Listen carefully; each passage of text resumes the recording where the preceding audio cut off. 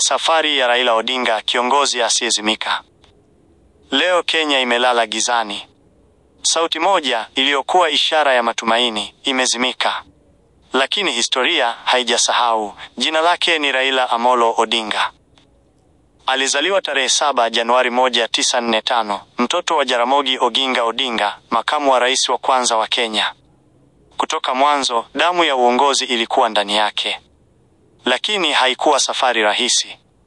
Raila alipitia mateso, kifungo na mateso ya kisiasa kwa kupigania demokrasia.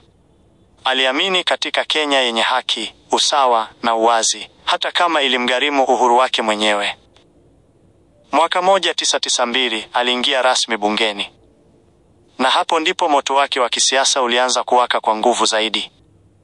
Mara 5 alijaribu kuwa rais wa Kenya, mara 5. Lakini kila mara bahati haikuwa upande wake. Hata hivyo hakukata tamaa. Kwa Raila, mapambano hayakuwa ya kiti, bali ya taifa.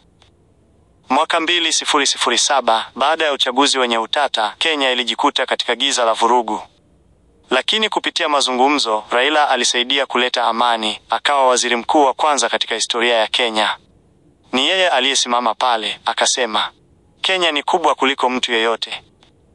Mwaka 2018 alishangaza dunia nzima aliposhikana mkono na Rais Uhuru Kenyatta, lile handshake lililoleta utulivu baada ya machungu ya kisiasa.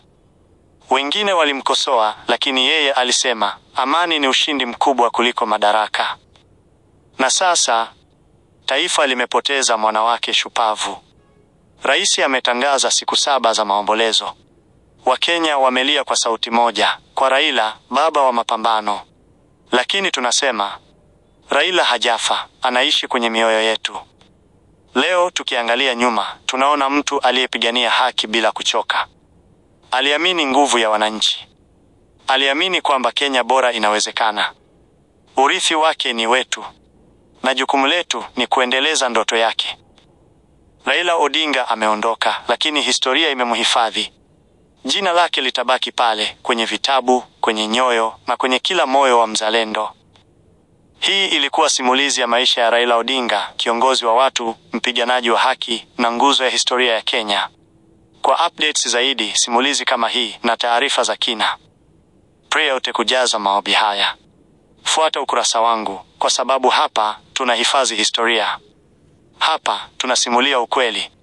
Na hapa, ndiyo nyumbani kwa sauti ya wananchi.